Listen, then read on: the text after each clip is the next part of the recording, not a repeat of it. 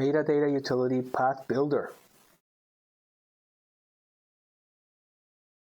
From the main switchboard, click on Enter/View Information Switchboard, followed by clicking on the Metadata Utility Switchboard, followed by clicking on Metadata Utility to launch the main application. Once there, we're going to be focusing on the bottom last three fields on the main page of the application, which are the Path Builder fields. The first field that we're focusing on is the Path Builder field number 1, which is designed to hold the actual IP address or name of the actual network attached storage. This will also apply if it's a logical Windows partition or a mapped network attached storage partition to Windows Explorer. If that were the case, then we have, for example, a partition called M for movies, then it will be M:/. So this shows the flexibility that Metadata Utility can use map network drives, logical, physical, attached USB hard drives, or network attached storages that actually are not even mapped to Windows Explorer itself. To edit that list, simply double click on the Path Builder number 1 field, which will open up Quick Resource window, and in that window we can simply enter the correct name, IP address, or in this case, if it's a logical mapped network drive, then we can enter the appropriate naming convention. The next field that we're going to be looking at is the second drop-down menu, which is the Path Builder number 2, which is designed to hold the name of the share or subdirectory in which the movies are located. For this example, we're looking at a user that has some complex setup in which basically movies were cataloged in alphabetical order. That means user chose to have one share for each letter of the alphabet, and under each share, user selected a particular directory in which the movies are located. So Metadata Utility here is designed to show the flexibility that whether it's a share or a share with a subdirectory, then users can have the flexibility to configure it as necessary. The third and last field in the Path Builder is actually not a drop-down menu, but an actual field itself. And that one is particularly designed to hold the actual directory in which the movie is located. Once that we have built the first two drop-downs, we simply double-click on the third field, which will open up a select folder window where user can actually navigate to the appropriate movie, select it, and enter it into Metadata Utility. Once that has been completed, Metadata Utility will use those three fields to automatically, dynamically build. If we actually go and click on the path tab, we will see the full path will always be automatically built based on the three fields that have been used to build the actual path for a particular movie that Windows Media Center will use to actually look for movies. In this particular example, we're gonna double-click to open that path in Windows Explorer, and as we will see, this would represent a typical example how a movie would look under Windows Explorer or on the NAS storage.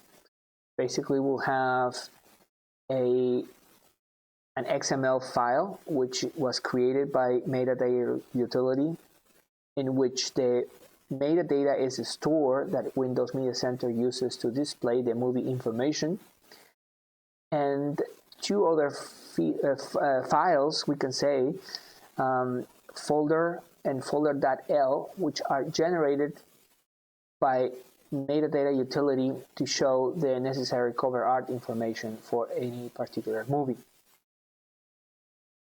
The directory that we see video_ts holds the actual file or files. In the case of it's a movie that has multiple files or multiple RIP files or a single RIP file, that would be the location where those files or file would be located. This is a requirement from Windows Media Center to work properly. And keeping up with the architectural design of Windows Media Center, we're showing the correct setup that Windows Media Center expects to properly read and find movies to display metadata information. If a path was selected incorrectly and Metadata Utility is unable to find that path, then Metadata Utility will catalog it and create an event, what we call. And users will easily be able to click on the case events that it is called. If we actually were to look at the application itself, if we look at the path section, we will see that at the bottom next to the close button, there is an events button. We actually click on that button. Any event that has been generated during a creation of XML file or failure to open a particular path. In this particular example, we're showing an event type number 76 called path or file not found. And when we actually double click in the description, we see that Metadata Utility is clearly indicating unable to open this particular path. This is a very powerful feature that allows users to troubleshoot when there are problems with their chosen media library. By opening the case events and the automatically logged case event based on an error, they will be able to see and identify, oh, this IP address doesn't even exist in my environment, or the path 00 / W media does not exist. Or in this particular case, more powerful, we see the path of the first two fields, but the third one is missing, the actual directory where the movie is supposed to be located. So for this particular example, we could see very clearly the user just forgot to enter the actual path of the movie, the actual final directory where the movie is located. So this powerful tool allows users to troubleshoot on a very granular level to see the exact problem caused and apply the correct solution. If we go back one step out and we look at the path, we will see a series of grayed out fields, which are fields that are dynamically created based on the path builder that was selected. And for those users that use a granular control of the creation of the metadata information for Windows Media Center to use, these fields that are grayed out, they are grayed out because they are not editable. They are automatically generated based on the path builder that was previously selected on the previous steps that we just described. But based on that selection, these fields will actually be dynamically generated, and Windows Media Center will actually eventually use to display information as well as Metadata Utility to sync up that information to Windows Media Center.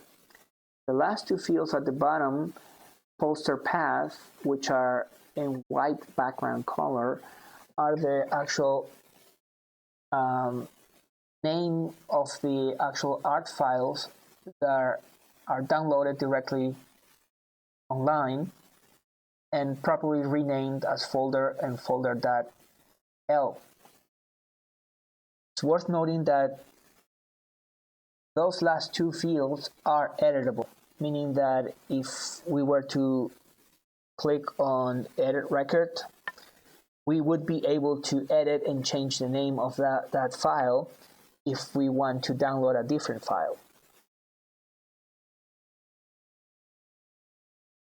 If there are any questions from our users, we welcome them to visit our website for more information, more other tutorials on other topics that we have available, as well as to click on any of our other videos that we also have available.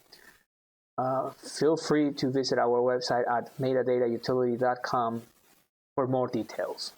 We thank you for watching.